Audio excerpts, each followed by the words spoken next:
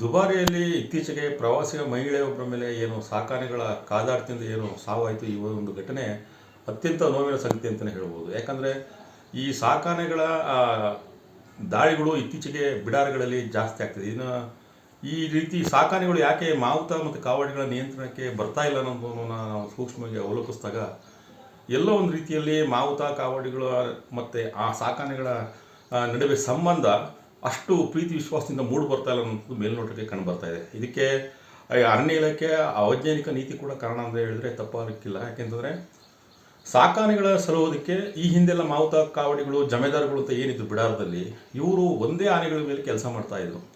ಆ ಆನೆಗಳ ಪ್ರೀತಿ ವಿಶ್ವಾಸವನ್ನು ಅವರು ಗಳಿಸ್ತಾ ಇದ್ರು. ಪ್ರತಿದಿನ ಅವರು ಆನೆಗಳ ಸಾಕೋದು, ಲಾಲನೆ ಪಾಲನೆ ಮಾಡುವಂಥದ್ದೇ ತಮ್ಮ ಬದುಕಿನ ಭಾಗವಾಗಿ ಅವರು ಅದನ್ನು ಪರಿಗಣಿಸಿದರು. ಹೀಗಾಗಿ ಆನೆಗಳಿಗೂ ಕೂಡ ಮಾವುತ ಕಾವಡಿಗಳ ಮೇಲೆ ಒಂದು ಪ್ರೀತಿ ಇತ್ತು.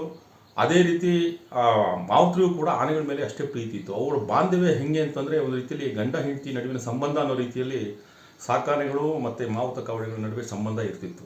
ಆದರೆ ಇತ್ತೀಚಿನ ದಿನಗಳಲ್ಲಿ ಸಾಕಾನೆಗಳ ಮೇಲೆ ಕೆಲಸ ಮಾಡುವಂಥ ಮಾವುತ ಕಾವಡಿಗಳು ಒಂದು ವೃತ್ತಿಪರ ಜೀವನದ ರೀತಿಯಲ್ಲಿ ಅದನ್ನು ಪರಿಗಣಿಸಿದ್ರೆ ಬಿಟ್ಟರೆ ತಮ್ಮ ಬದುಕಿನ ಭಾಗವಾಗಿ ಅದನ್ನು ಪರಿಗಣಿಸಿಲ್ಲ ಅನ್ನೋದು ನಮಗೆ ಮೇಲ್ನೋಟಕ್ಕೆ ಕಂಡುಬಂದಿದೆ. ನಾವು ಕಳೆದ 15 ವರ್ಷಗಳಿಂದ ವೈಲ್ಡ್ ಟಸ್ಕರ್ ಸಂಸ್ಥೆಯಿಂದ ನಾವು ಅನುಭವಿ ಮಾವುತರು ಕಾವಡಿ ಮತ್ತು ಜಮೀನ್ದಾರ್ಗಳನ್ನು ನಾವು ಇಂಟ್ರು ಮಾಡಿದ ಸಂದರ್ಭದಲ್ಲಿ ಈ ಒಂದು ಅಂಶ ಬೆಳಕಿಗೆ ಬಂದಿರುವಂಥದ್ದು.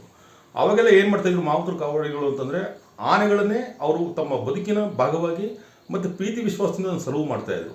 ಇತ್ತೀಚೆಗೆ ಯಂಗ್ಸ್ಟರ್ಸ್ ಮಾವುತ ಕಾವಡಿಗಳು ಪ್ರೊಫೆಷನ್ಗೆ ಬರ್ತಾ ಇದ್ದಾರೆ. ಅವರಿಗೆ ಏನಾಗ್ತಿದೆ ಅಂತಂದರೆ ಒಂದು ಆನೆಗಳ ಮೇಲೆ ಪರ್ಮನೆಂಟಾಗಿ ಬಿಡ್ತಾ ಇಲ್ಲ. ಒಂದು ಆನೆ ಮೇಲೆ ಇವತ್ತು 15 ಜನ ಕೆಲಸ ಮಾಡಿದ್ರೆ ಇನ್ನೊಂದು ಆನೆ ಮೇಲೆ ಇನ್ನೊಂದು 15 ಜನ ಕೆಲಸ ಮಾಡೋಂಥ ಪರಿಸ್ಥಿತಿ. ಆ ಆನೆಗಳಿಗೂ ಕೂಡ ನನ್ನ ಮೇಲೆ ಯಾರು ಕೆಲಸ ಮಾಡ್ತಾರೆ ಅನ್ನೋದು ಅವ್ರಿಗೂ ಕೂಡ, ಯಾಕಂದರೆ ಆನೆ ಅತ್ಯಂತ ಸರಳ ಮತ್ತು ಅತ್ಯಂತ ಸೂಕ್ಷ್ಮ. ಮನುಷ್ಯ ಏನು ಯೋಚನೆ ಮಾಡ್ತಾನೆ ಆ ರೀತಿಯಲ್ಲಿ ಯೋಚನೆ ಮಾಡೋಂಥ ಒಂದು ಸರ್ವಶ್ರೇಷ್ಠವಾದಂಥ ಗುಣವನ್ನು ಹೊಂದಿರುವಂಥದ್ದು ಆನೆ. ಈ ಆನೆ ಮೇಲೆ ಕೆಲಸ ಮಾಡೋಂಥ ಮಾವುತರು ಕಾವಾಡಿಗಳು ಏನಿದ್ದಾರೆ ಇವುಗಳನ್ನು ಕೂಡ ಅವು ಸೂಕ್ಷ್ಮವಾಗಿ ಗಮನಿಸ್ತವೆ.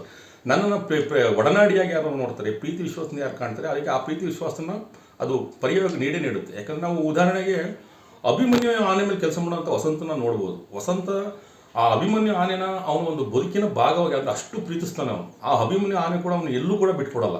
ಯಾಕಂದರೆ ಇದು ನೀವು ಎಷ್ಟೇ ಸೂಕ್ಷ್ಮವಾಗಿ ಪರಿಗಣಿಸಿ ಅಭಿಮನ್ಯು ಮತ್ತು ವಸಂತನ ನಡುವಿನ ಸ್ನೇಹ ಪ್ರೀತಿ ಸಂಬಂಧ ಏನಿದೆ ಅದು ಯಾವ ಒಂದು ಮಾವುತ ಕಾವಡಿನೂ ಕೊಡೋಕ್ಕೆ ಸಾಧ್ಯ ಇಲ್ಲ. ಅಷ್ಟು ಮಟ್ಟಿಗೆ ಅವನ ಆ ಪ್ರೀತಿ ವಿಶ್ವಾಸನ ಅಭಿಮನ್ಯು ಮೇಲೆ ಇಟ್ಟಿರೋಂಥದ್ದು. ಆದರೆ ಇಲ್ಲಿ ಏನಾಗಿದೆ, ಕಂಜನ್ ಆನೆ ಏನು ಮಾರ್ತಾಂಡ ಆನೆ ಮೇಲೆ ದಾಳಿ ಮಾಡಿದಂಥ ಸಂದರ್ಭದಲ್ಲಿ ಆ ಕಂಜನ್ ಆನೆ ಮೇಲೆ ನಿಂತಂಥ ಮಾವುತ ಅದನ್ನು ನಿಯಂತ್ರಣ ಮಾಡೋಕ್ಕೆ ಅಷ್ಟೇ ಹಸಾಹಸ ಮಾಡಿದ್ರು ಕೂಡ ಅವನ ನಿಯಂತ್ರಣಕ್ಕೆ ಸಿಗಲಿಲ್ಲ. ಪರಿಣಾಮವಾಗಿ ಇವತ್ತು ಮಾರ್ತಾಂಡ ಆನೆ ಇವತ್ತು ಸಾವನ್ನಪ್ಪಿದೆ. ನೋಡ್ರಿ, ವಿಪರ್ಯಾಸ ಅಂತಂದರೆ ಬಿಡಾರದಲ್ಲಿರುವಂಥ ಆನೆಗಳಿಗೆ ಕಾಲಕ್ಕೆ ಅವುಗಳ ದಂತನ ಕಟ್ ಮಾಡಬೇಕು, ಟ್ರಿಮ್ ಮಾಡಬೇಕು ಅಂತ ರೂಲ್ಸ್ ಇದೆ. ಆದರೆ ಕಂಜನ್ ಆನೆಗೆ ಆ ದಂತನ ಅದೊಂದೇ ಅಲ್ಲ, ಬಿಡಾರದಲ್ಲಿರುವಂಥ ಯಾವ ಸಾಕ ಆನೆಗಳ ದಂತನ ಇವಾಗ ಟ್ರಿಮ್ ಮಾಡಿರೋ ಬಿಟ್ಟರೆ ಗೊತ್ತಿಲ್ಲ. ಆದರೆ ನಾವು ವಿಡಿಯೋದಲ್ಲಿ ನೋಡಿದಂಥ ಸಂದರ್ಭದಲ್ಲಿ ಕಂಜನ್ ಆನೆ ಏನು ಮಾರ್ತಾಂಡ ಆನೆ ಮೇಲೆ ದಾಳಿ ಮಾಡ್ತಿತ್ತು ಅದು ಟಸ್ಕ್ ಅತ್ಯಂತ ಶಾರ್ಪ್ ಆಗಿತ್ತು.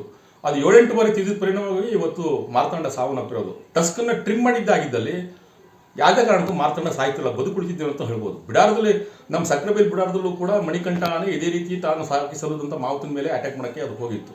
ಆದರೂ ಕೂಡ ಏನೋ ಒಂದು ಒಂದು ಒಂದು ಅಚ್ಚರಿ ರೂಪದಲ್ಲಿ ಆತ ಪರಾರಿಯಾದ, ಬದುಕ್ದ. ಈಗ ಬಿಡಾರಗಳಲ್ಲಿ ಏನಾಗ್ತದೆ ಅಂತಂದರೆ ಮಾವುತ ಮತ್ತು ಕಾವಡಿಗಳ ನಡುವಿನ ಒಂದು ಸಂಬಂಧ ಮತ್ತು ಮಾವುತ ಮತ್ತು ಆನೆಗಳ ನಡುವಿನ ಸಂಬಂಧ ಇವೆಲ್ಲವೂ ಕೂಡ ಒಂದು ರೀತಿಯಲ್ಲಿ ಒಂದು ಕಮ್ಮರಿ ಹೋಗ್ತಾ ಇದೆ ಅಂತಲೇ ಹೇಳ್ಬೋದು. ಒಂದು ಆನೆ ಮೇಲೆ ಸಾಕಾನೆ ಮೇಲೆ ಒಬ್ಬನೇ ಪರ್ಮನೆಂಟ್ ಆಗಿರೋಂಥ ಮಾವುತ ಕಾವಡಿನ ಬಿಟ್ಟರೆ ಭಾಳ ಒಳ್ಳೆಯದು. ಯಾಕೆಂತಂದರೆ ಅವನು ಅದನ್ನು ಪ್ರೀತಿಯಿಂದ ಸಲುವುದಕ್ಕೆ ಅದು ಸಾಧ್ಯವಾಗುತ್ತೆ.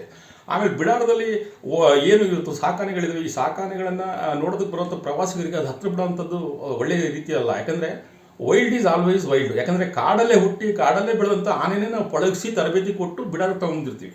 ಹಾಗಾಗಿ ಅದು ವೈಲ್ಡ್ ನೇಚರ್ ಎಲ್ಲೂ ಕೂಡ ಅದು ವ್ಯಾನಿಷ್ ಆಗಿರೋದಿಲ್ಲ. ಹಾಗಾಗಿ ವೈಲ್ಡ್ ಆಗಿರೋಂಥ ಎನಿಮಲ್ ನಾನು ಪಳಗಿಸಿದೀನಿ ಅನ್ನೋ ಮಾತ್ರಕ್ಕೆ ಅದು ಮಾವುತನ ಮಾತು ಕೇಳಬೇಕಂತೇನಿಲ್ಲ. ಅದು ಯಾವತ್ತೂ ಕೂಡ ವ್ಯಾಘ್ರ ರೂಪ ನಾವು ತಾಳ್ಬೋದು. ಹೀಗಾಗಿ ಕಂಜನ್ ಆನೆ ಈ ಮಾರ್ತಾಂಡ ಆನೆ ಮೇಲೆ ದಾಳಿ ಮಾಡೋಕ್ಕೆ ಸಾಧ್ಯ ಆಗಿದ್ದು. ಹೀಗಾಗಿ ಪ್ರವಾಸಿಗರಿಗೆ ಅಲ್ಲಿ ಆನೆಗಳ ಹತ್ರ ಬಿಡೋದಕ್ಕಾಗಲಿ, ಅದರಿಂದ ಆಶೀರ್ವಾದ ಪಡೆಯೋದಕ್ಕಾಗಲಿ, ದಂತನ ಉಜ್ಜೋದಕ್ಕಾಗಲಿ ಅಥವಾ ಮೈ ತೊಳೆಯೋದಕ್ಕಾಗಲಿ ಪರ್ಮಿಷನ್ ಯಾರು ಕೊಟ್ಟಿದ್ದು? ಅದಕ್ಕೆ ರೇಟ್ ಫಿಕ್ಸ್ ಮಾಡಿದ್ದಾರೆ. ವೈಲ್ಡ್ ಲೈಫ್ PCF ಏನಾರು ಕೊಟ್ಟಿಯಾರಾ, CCF ಏನಾರು ಕೊಟ್ಟಿಯಾರಾ, ಅಥವಾ ಸ್ಥಳೀಯ DF ಏನಾರು ಅದಕ್ಕೆ ಪರ್ಮಿಷನ್ ಕೊಟ್ಟಿದ್ದಾರಾ? ಯಾರು ಈ ದರವನ್ನು ನಿಗದಿ ಮಾಡಿದ್ದು? ದುಬಾರಿ ಇರ್ಬೋದು, ಸಕ್ರೆಬೆಲೆ ಇರ್ಬೋದು.